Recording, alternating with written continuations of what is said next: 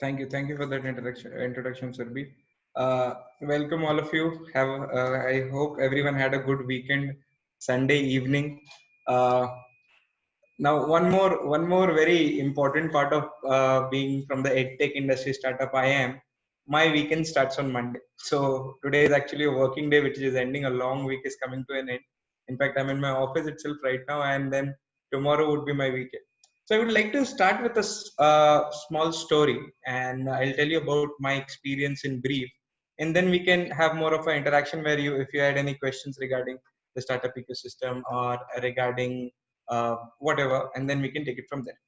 So I was fresh out of college post my graduation. I did a BTech in engineering, and I had the typical Indian IT job in my hand at Accenture and Tech Mahindra.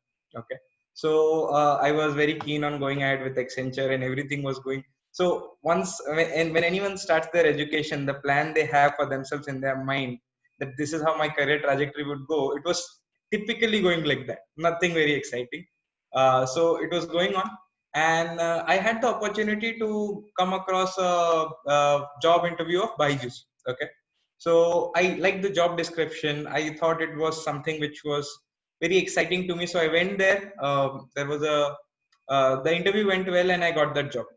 So and they called me within 2 days. So within 2 days, I was supposed to report to Bangalore to their office. And now my dilemma was that there was this company called Accenture, where there was this social security where everyone knew, my parents knew, my family knew, everyone knew that he's going to a company which is going to be stable and he's going to have some sort of a career. But whereas Byju's, and this is 4 or 5 years back, so no one in India was aware about the startup ecosystem. No one was really aware about what Byju's is. Byju's is a $10 billion company right now. They just did a $1 billion acquisition, and a $300 million acquisition of White Hat Junior around. So they are acquiring companies now, and they have got huge funding. So no one knew Byju's at that time. Byju's became Byju's after all these years. Okay, so at that time no one knew, and we didn't I didn't know what I was stepping into. Everyone advised me against it, that you are spoiling a very stable career which you might have for something very risky. I had the gut feeling that I didn't see myself as a IT engineer sitting on a desk and coding all day, right? So I went ahead with my gut feeling, and it was, looking back, the kind of person I was, and that was the reason that why I was having that gut feeling. It has worked out for me in some ways. In this 4 years, I have tripled my salary what I started with. First of all, the salary which I was getting in Byju's was double of Accenture. Since it was a startup, there was that risk involved. Where there is risk, there is reward. And then the career trajectory, even in terms of growth, even in terms of the opportunities which I have had in my career, I've been blessed. But the opportunities which I have had, or the responsibilities which I have taken over, the teams which I have managed. So I am basically, I'm not very old. I'm 25 years old, and I have a team of 100 reporting to me. I take care of a revenue of around 20, 25 crores on a quarterly basis. So that is like 100 crores in a year. Okay. So that growth has come up with that work ethic, or with that dynamic work culture which is there in startup. Okay. So first of all, I wanted to start with this corporate job and startup, which was the theme of this speaker session. So what corporate job does is, which is evident in my story as well, that it gives you stability. Not only financial stability, you know what company you're stepping into, you know what your salary was going to be, you know what your career trajectory is going to be, which is boring to me. But that stability could be very reassuring to someone who has a different risk appetite. Okay. Then the second thing is that what a corporate job gives you is, it gives you structure, it gives you processes. Okay, so you know how to work in processes in a very structured environment. You'll be part of a team, whatever it may be. It may be a finance team, sales team, it may be IT team. You'll have a certain KRA which will be very well defined, and you'll have to work within that KRA, and you'll have to get your job done. Once you get your job done, then you're done. So if you're a person who's very organized in his way of thinking, and likes a very single minded approach, okay, then that works in a corporate job very well, because you're a structured employee, and then you're a part of a big machinery. In that big machinery, you have one specific role. Okay, so if you do that right, you are at a good place. Third thing which a corporate job gives you is, basically, I feel, is you get to work in teams. In a corporate job, the teams are well defined. Okay. In a very big organization, there is a team and there is a process to lie back on. So if this happens, it goes to the tech team. If this happens, it goes to the finance team. There are teams who will take care of the processes completely, but you understand that how you are a tiny part of a big organization, but if you don't work properly, or if you work properly, how all the system comes together and becomes a very big machinery, right? So that happens in a corporate job. Okay. But what about the startup? So now in startup, it's what you learn first of all is you learn to do a lot of things at one go. You get a lot of growth. The very reason you get a lot of growth is you get a lot of learning. Okay. For example, I'll tell you my story. I was entrusted with the responsibility of heading a complete region for my company. At around 1.5 year back. Okay. So when I went to this office, there was this place they had taken. There was no one in the office, not a single guy. I was the one, and I had to set up that office. So I was like setting up that company completely there, and it was my startup there, my company there. Okay. So there is a certain thrill in setting that up from scratch, building a team. I was responsible for hiring people, that is HR. I was responsible for training people, that is the training team. I was responsible for making them work and get the sales right, that is the sales team. If a tech error comes, if some issues come in the systems which we use, the CRMs which we use, the sales, I had to get that sorted on call. So I was doing everything, and because I was doing everything, I was aware about all the sections of work which is there. Okay. And that made me a master of everything which I could come across. Okay. And that has helped me to basically scale that team to getting into that office with 3-4 employees who are already hired, and then building that team to that this team of 100 which I'm telling you. And this has happened in like 1.5 years. We started the first week which we started, we had a target of 20 lakh rupees. I don't know, I think most of you are Indian, so you could make sense of that thing. We had a target of 20 lakh rupees, and now we have a target of 25 crore rupees. So you can see that how the startup itself scales it. 20 lakh to 2.5. So if you're in a corporate, just to give you an estimate, a corporate basically targets year on year growth or quarter on quarter growth of 3%. But if you see 20 lakh, for example, I'll give you our target numbers. So we did around the first quarter of 2020, we did around 40 crores as a company. Second quarter we did 80 crores, double the revenue. Third quarter we did around 120 crores, and now we have closed that quarter on 180 crores. So we are actually doubling the revenue which we have quarter on quarter. That's how fast a startup can grow, and that is the amount of dynamism that comes in. Because what happens is a corporate plans for a year, but a startup starts with a target and then plans on the way on how we will achieve it. Okay. So that learning opportunity was there because I was doing so many things. And then the second thing is the massive upside of growth. For example, due to the work here I have done, I've got the ESOPs of the company. I'm a part owner because of the work I've done, because of the revenue I'm contributing. And if the company goes to a great evaluation, that would help in a great way, financially speaking. Second thing is the position or the place or the career impact. For example, right now I am getting the kind of roles which you get outside. Yeah. So yeah, can Kushagra please mute himself? Yeah. So the kind of roles which you get outside, your net worth in terms of your profile value increases in the market because you have delivered somewhere. And then there are so many startups right now that they help, that value also helps. And there are so many people who want to replicate the same thing in terms of their business. For example, if you have a proven track record of making some company's revenue 10x, then any company would want to make their revenue 10x, and you'll have that kind of a value anywhere. Or forget about any company, you could start your own company and make that value 10x. I would suggest every youngster who wants to do their own startup to work in a startup first, and then learn all these things how it goes, and then scale it to use those skills to start their own startup. Okay. So that would be it. I don't know the kind of audience which we have, and I'm just sitting here and blabbing. So I would like to take questions, and according to the questions we can go from there. I have a question actually. So what would you recommend? Most of our audience are college students, most of them are either masters or undergraduate students. So what would you recommend them in terms of their career trajectory? Should they work in a startup or should they go for corporate jobs? According to your experience, if you worked in both, what would you recommend them? Now that again depends on the person. The person depends. See, it's like stock investing and FD. So stock investing is basically there's higher risk, or higher reward, and then there is a fixed deposit or a bank deposit where you can put in the money, you'll get some interest, and it will go on, right?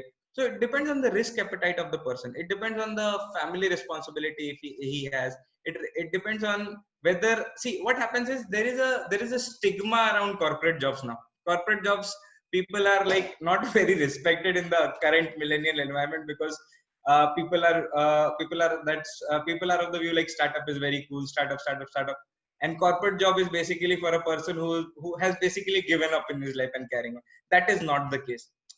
If you're a person for whom structure is important, if you're a person for whom stability is important, if you're a person for whom work life balance is important, risk appetite is not there, so all those things, that could be the best job ever and you could be the most happy there, right? But if you're a person who is not happy with a very conventional way of thinking, if you're a person who doesn't want that growth in 10 years but he wants it in 3 years, then then it is a different thing.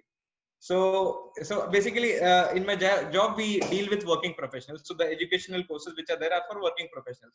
So I speak to many people who are like the India head of say IBM, the MD of Deloitte, all these people. If you see that their career trajectory, if you see them in terms of the position, the growth they have got in that time, there are people who have got it like in say 4 years or say 5 years or say 7 years they're in senior manager, and people at 15 years are at senior manager, and that same pay or that same kind of responsibilities, right? So some people like that conventional way and some people have that risk appetite to go all the way and do it. Yeah. So it depends on the person actually. Yeah, I understand that. It's I mean, it's like your own choice as well, like what you want to go for. The And choice according to your own conditions. yeah, true.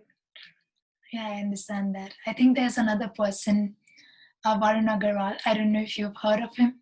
Yeah, He yeah. was also a startup. I mean, he also had that mindset of creating startups. Right, And he also wanted to go out of the conventional way of being and start his own company.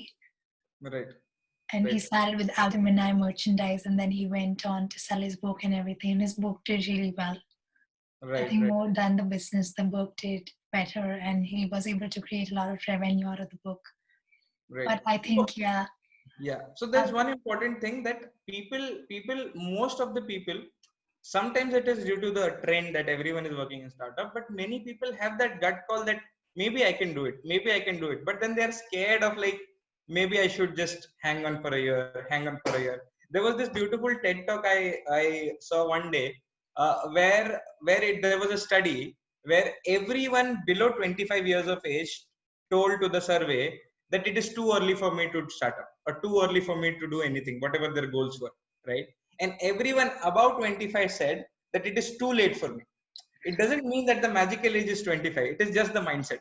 Till 25, you're saying it's too early. Till 25, after 25, you're saying it's too late. So basically, you're finding reasons. yeah, that's right, actually. Yeah, the only thing is, what if you are not based? I mean, what if you don't have a security net to fall back on and you want to do something like that? And you also have to sustain yourself with finances every month. How would you start from scratch? You did give a very solid piece of advice that you should first work for a startup and then understand if you want to go ahead with it or not in terms of your own thing. So what if someone doesn't have like a pool of finances to finance themselves for a while before Right. they start a startup? How should they go about that? Right. So if you see startup jobs, okay, and if you are good enough to get one, okay, then you can, if you really work hard, then you can survive that job. And a job is again a job. It pays. Most of the startup jobs, since there is that career risk involved and since there is that unconventional part involved, they do pay very well or they do pay decent amount of money. So when you're working in startup, it's actually a job and they will be paying you. Once you are ready completely, and once you have that, see what happens is the idea, suppose I'm working in a conventional job in a corporate also, okay, or I'm working in any job where I am working and it's paying my bills and I don't have that financial security to fall back on. Then if I have an idea, okay, there are my friends which are entrepreneurs. So my friend is doing this social entrepreneurship on tuitions. So he is basically doing tuitions for people in slums, okay. So where he is monetizing it, but at a such a level that he's scaling it at a large level and taking less money from the people who are actually doing it. Okay. So the idea of telling that is that the way he did it is, or the way anyone should do it is, that while you are on job, test it at a smaller level. So post his job, he himself started taking those tuitions. Okay.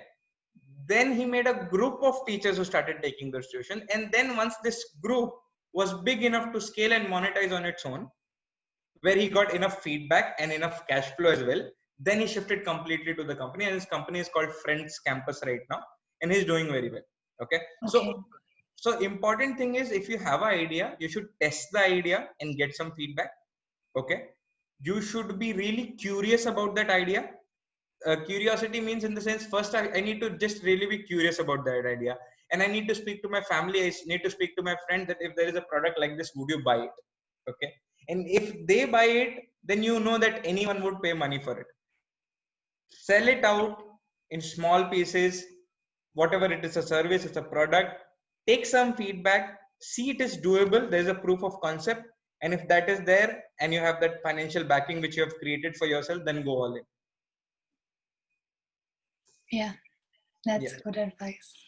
I think we have another question here which says, what's your biggest challenge working at your company?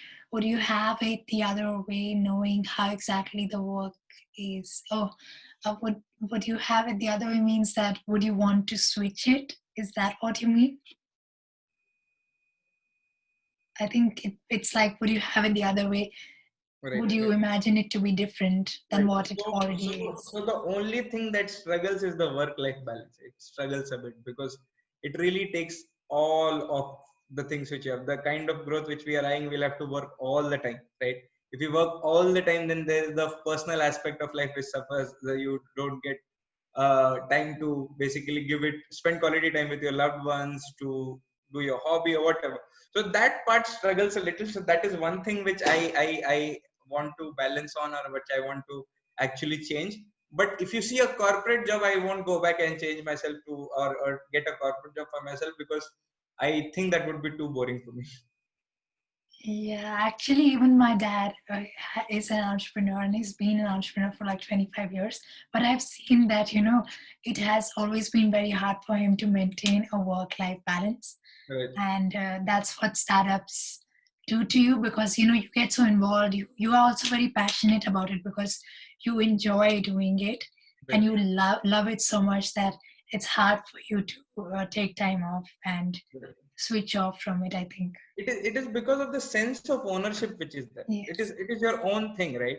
So suppose if I have a shop, or if I have a job, if I'm selling, or if I'm doing anything, it happens, it doesn't happen, I'll come back again next day and do it, and I'll have a off. If I have 2 days off, I won't respond for the 2 days, I'll come back Monday. Okay. But if it is my business, and if my business is getting a customer, it is getting reach, it is growing, it is me basically growing, right? Then I would go all in. Even if it is my week off, I'll have to accommodate that and get that done, right? So that is the ownership which you have, that it is my thing and it has to grow, right? So that is how it Completely understand that. Is there anyone else who has a question? You can speak up, you can unmute yourself and say whatever you feel like. Yeah, hi Durgesh, hi Surbi. Hi. is. Yeah, so I wanted to say like there are a number of people who wish or want to be entrepreneur and Right. who wish to have a startup, but there are certain amount of skills which is required for a person to be entrepreneur. According to you, what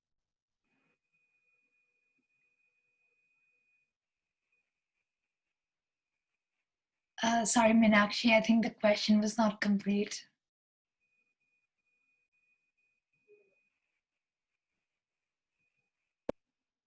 hello? Yeah. Yeah. Meenakshi. Sorry for that. So I was asking if I want to be an entrepreneur someday, what are the type of skills I should focus on, or I should analyze in myself if I possess them or not?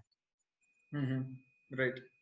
So, if you want to be an entrepreneur, and what are the skills you should focus on would be, see, also has to be in alignment with what you're going to do. Okay.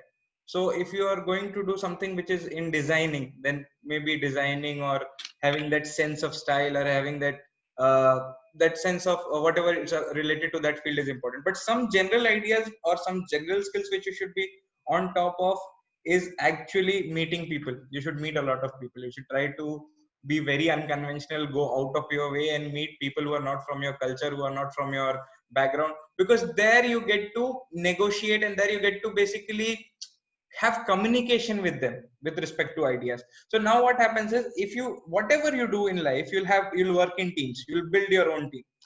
In the team, it's very important to communicate. If you don't communicate properly, the team won't be held together. What communication brings in is, it also brings in the sales skills. You will need to communicate your idea properly to the customer, then only he'll see whether this product fills his needs, and if it fills his need, then he might buy it, right? So communication. So I would say, in general, see, Warren Buffett was asked, what is the one skill which you feel everyone should have? So is it investing, is it something else? So Warren Buffett said, no, it is communication skills.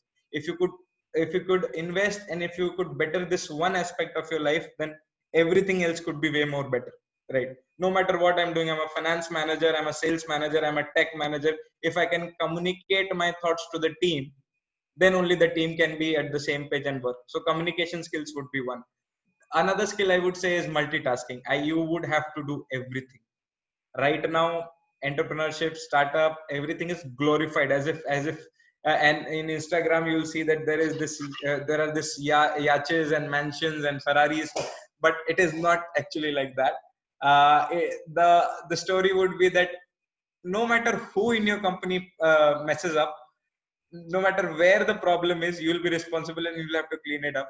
No matter what the task is, you'll have to do. So you'll be doing many things at the same time. Even if you're a top level executive, even if you're an employee, or even if you're the MD. So multitasking would become very important. Can you do three things at a time? Can you delegate? Can you actually plan the whole thing out? So I would say multitasking and communication would be the two top skills I would look at. Yeah, thank you. Yeah.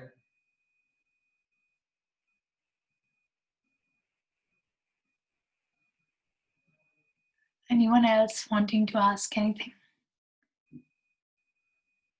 I think I have another one, which is regarding debt. So, like, I think there are many people who are also scared of the debt and all that aspect which comes in with it. That I could be in debt if I do something, if I just blow up the investors' money, or if I'm not able to pay back.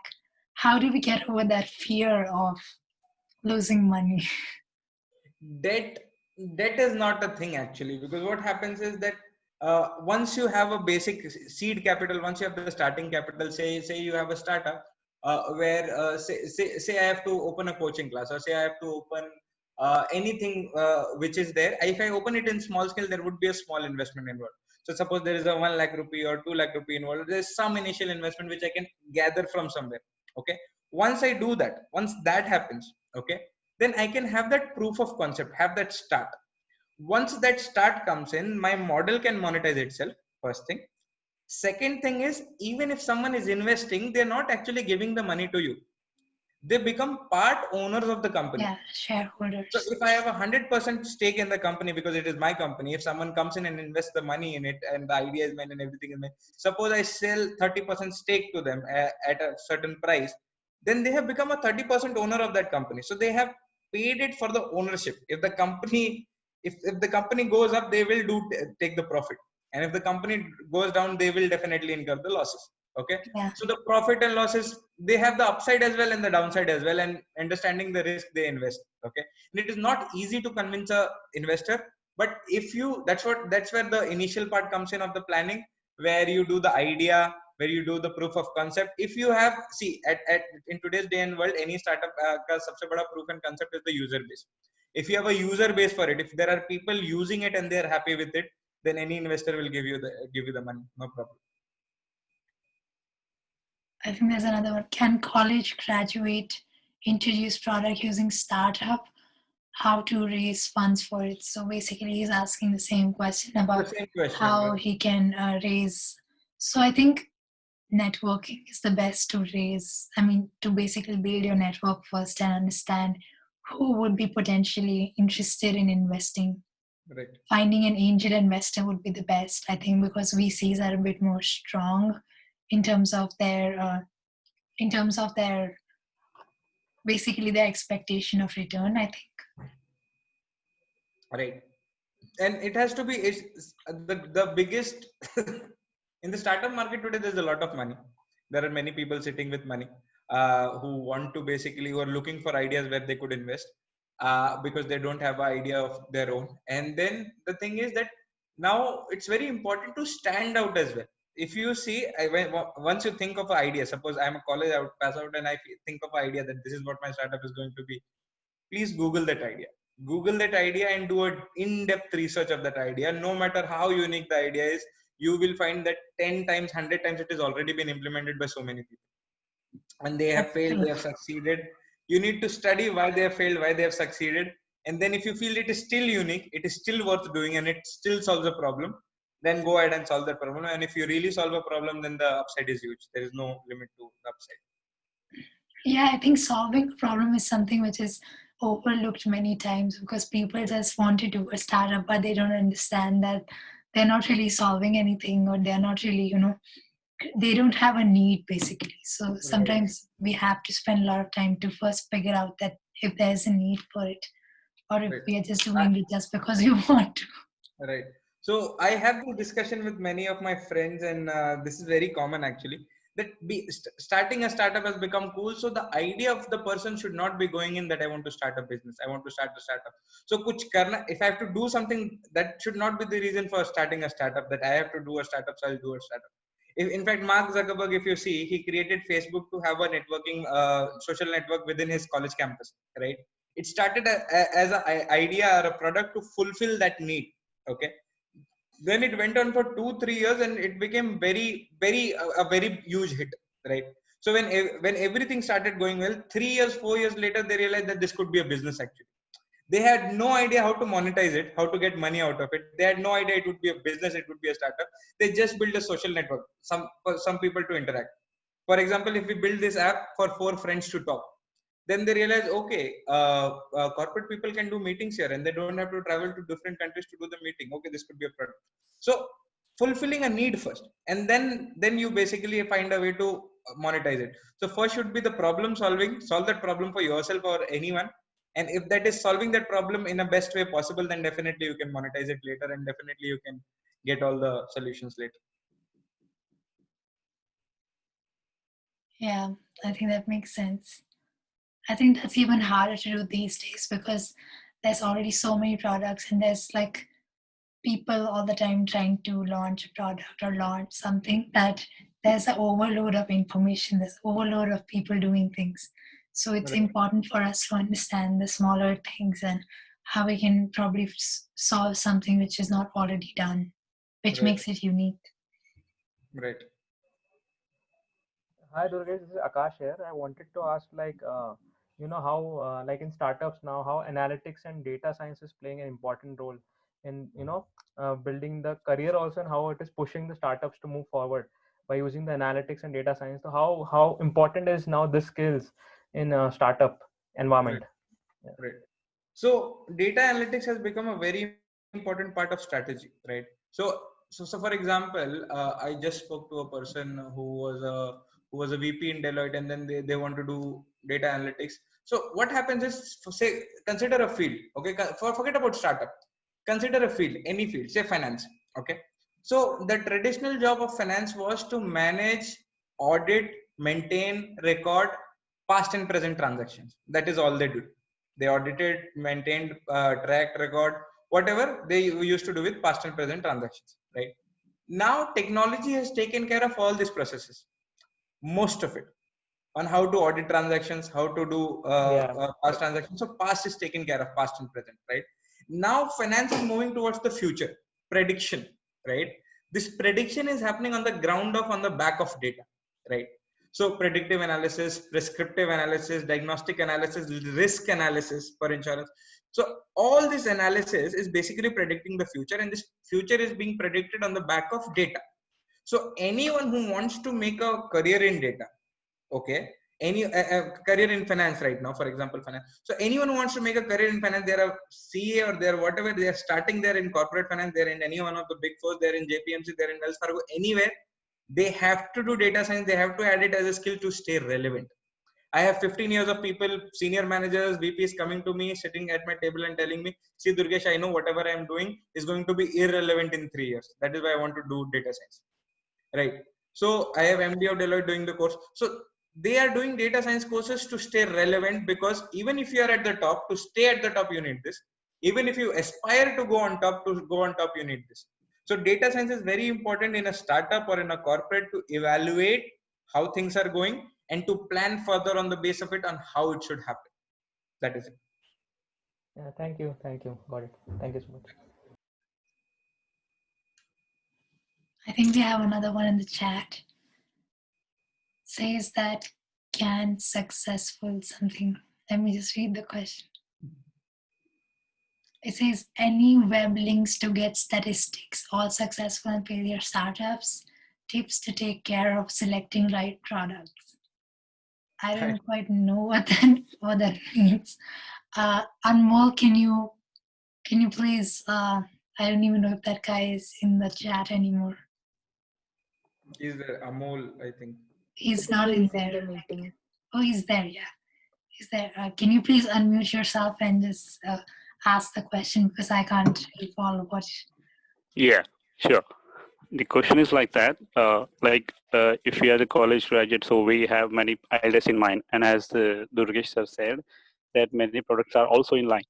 So the question is how to go with these statistics. Like we have to understand which was the failure product in startup and which was the successful. So top 10 we get mostly on the web, but again it gives us a mess, because Google, how much we search, that more we get into mess.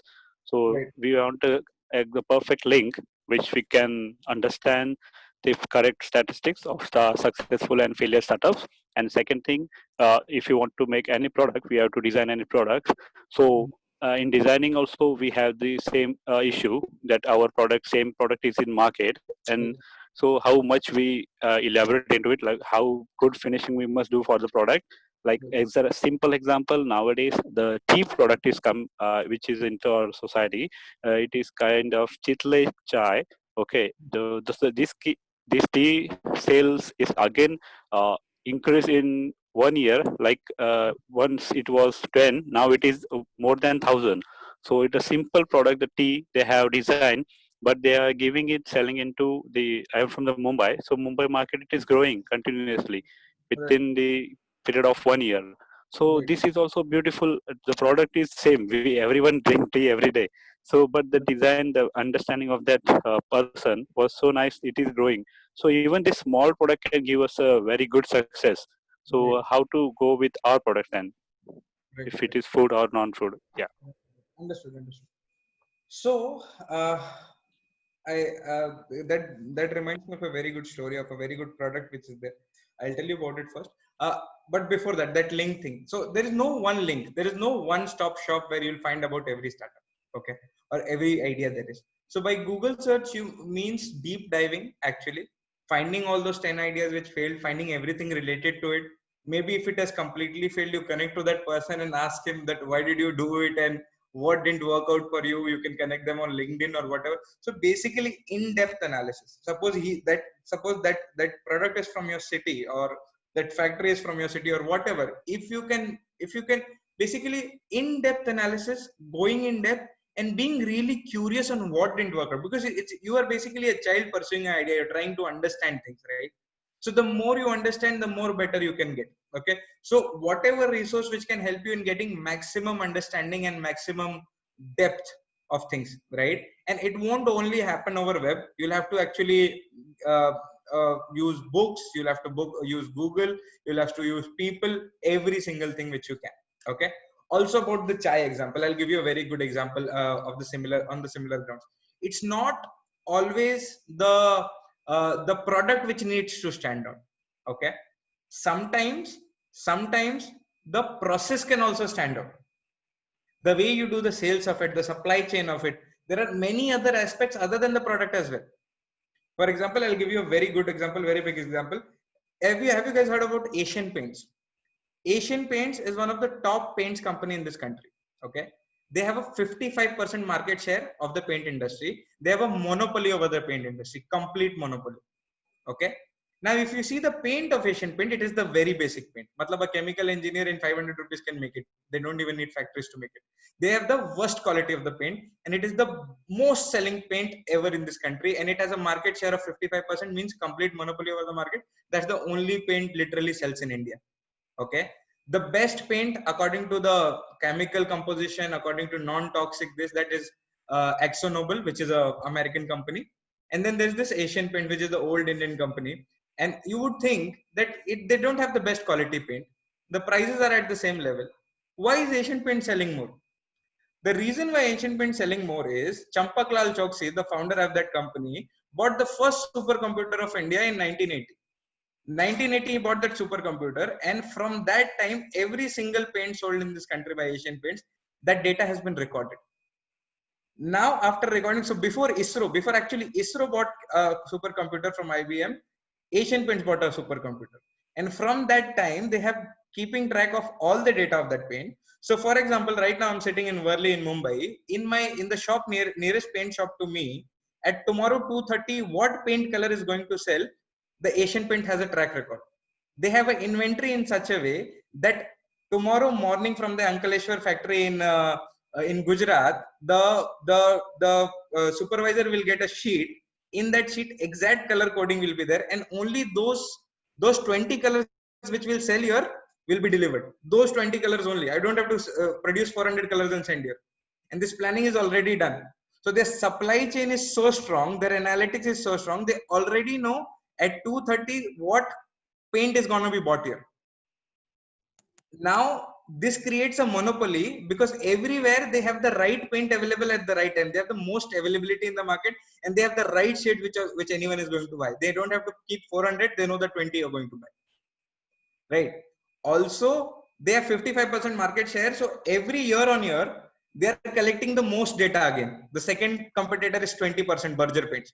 So Berger Paint even starts collecting data now. They can only collect 20%, and the already Asian Paints is 30 years ahead. As well as they'll be collecting 55% share ka data again. So they'll become stronger and stronger, and they have a monopoly in the market, complete monopoly. And it's a basic paint. Everyone is selling paint. So it's the same chai example. You could do many things in your processes. I don't know how much of it you got, but this is the same chai example that it could be the sales part of it. It could be the supply chain part of it.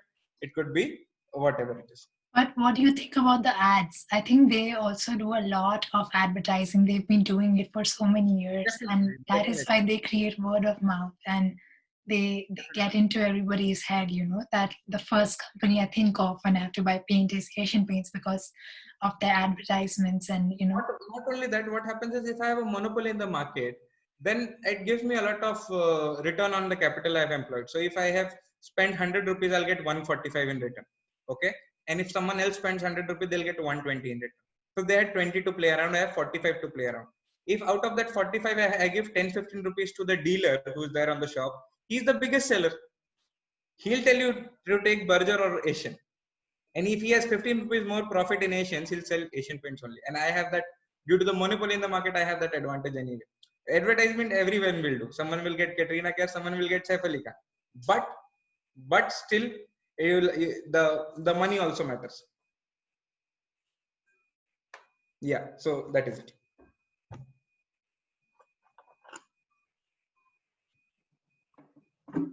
I think Surbi, you're on mute. That happens all the time. Yeah, so if anyone else wants to ask anything, they can go ahead. I have something from Minakshi. I think she is outside, but she just texted me if I could ask that. So I don't know how to frame this. However, the question is, if the business doesn't work out, how easily will I be able to pick myself up and move along to the next endeavor? I think this is more in terms of, since we are talking about investments and investors, in your experience, have you come across some startups which did not go as per the plan, and what next if it doesn't go like that?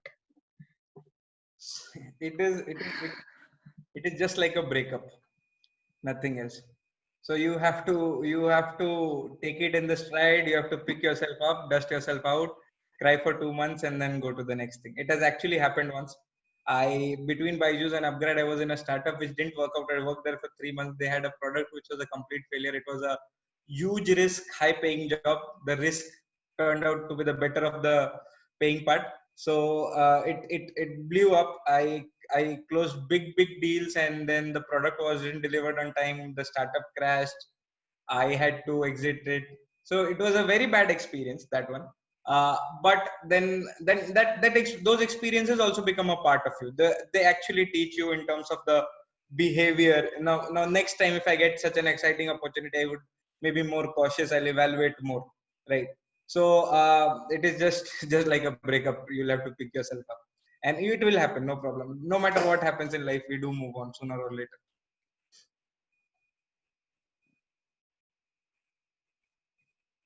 Yeah. I think that's pretty interesting, and that's probably why people fear it so much, because everybody just wants a smooth life. Sometimes they just don't want to fall back or have any situations which are that stressful, and that's why probably they hold themselves back from doing anything like that. I don't know how many people understand Hindi here, but there's a line by Javed Akhtar in Hindi which I prefer, which I have been like living by from a while now. So it goes like, क्यों डरे जिंदगी में आगे क्या होगा, क्यों डरे जिंदगी में आगे क्या होगा, कुछ नहीं होगा तो तजुर्बा होगा. It means if you get nothing, you'll get experience. At the very least, you'll get experience, and that will help you later. Yeah, I think that's also true. If you do anything, if it works out great, you'll get the upsides. If it doesn't work out, at the very least you'll get experience. If you're sitting and doing nothing, you won't get that experience also. So there's only upside. I think then the main takeaway would be to, if you want to start something like that, I think there's another question here: how and where to meet sponsor. Okay, so I think everybody's really interested in terms of meeting the investor and meeting the sponsor, but I think that's all through networking and really putting yourself out there. Definitely. That's So if the only way. your product makes noise, and if it reaches enough people, then you will definitely find the required channels to get to the right sponsors. Those conversations will happen, but the product has to make noise. And if it is there on point, if the idea sounds logical, if it is actually solving a problem, it would be very evident. Now, I don't know whether it would be the best solution or a successful startup, but meeting sponsors or meeting venture capitalists is not a big deal. There is money in the market. There are enough people sitting there to spend, but they're not getting the right ideas. If you have the right ideas, you can leverage it. I think also there are many startup accelerator programs in different places. I went to one program, but that was 2 years ago. That's more for building mindsets for students and also professionals who go there. They work in teams with different people with different cultures, and they basically understand startup life in 15 days. It's very intense. You have to work for you have to work from 9 a.m. to 9 p.m., 12 hours a day, every single day. There's no free day. You feel like you're going to a different country. There's no free day. Program to work from. And even the mentors that they make your life harder. They will, they will try to create problems in your teams. They will try to, do all sorts of things. They want to make you feel all those things, like in an actual startup environment. So it's pretty difficult. It's dramatic, it's everything, but it's fun also. You understand so much about yourself, which you will never understand if you don't go to these programs. So I think that program did teach me a lot. So that's one way to start. I think if you want to know about yourself and if you're a good fit for it. And then there are so many other programs which are for pitching startups, like Y Combinator is a huge startup pitching environment where you can actually get potential investors. And that's pretty global, where people can actually, select your idea if you fit the need. And that way you can also assess whether your idea is, reaching that level or not. All those things are there, which we can look at. Right. Also, whatever city you are in, you can find there are exhibitions to put your product out there where more and more people will see it. If the visibility is more, you will definitely network with the right people. Someone will come to you and will be curious about it, and then there you can network. Yeah, I think the Toastmasters and all these clubs are also good to network with people and just make it more visible, I think. Right. There's another one, I think, can I test run the business part-time before quitting my job? I think that is doable, but it depends on the business, I think. If it is a conventional job, then you can do it. You can do the testing part at least with the job. That's not a problem. I think it would be harder if it's a product, probably. Like if it's you want to export the product or something, then probably. The more difficult the part is, the more time it will take. So if you're putting 100 hours a week on that thing, then it will definitely happen in a year and or 6 months, say. But if you're able to gather 20 hours on that thing, then accordingly it will take more and more time. It might take 2-3 years. So sooner or later, if you're putting that initial time, you can see how that idea will pan out. And if it is panning out in a way which you like and which you feel like it's scalable, then you can go all in later. So that is better than going all in at the start and regretting later. Yeah, I think that's true. Yeah. Yeah, Tanvi, did you have to ask something else as well? Is there anyone else wanting to ask anything?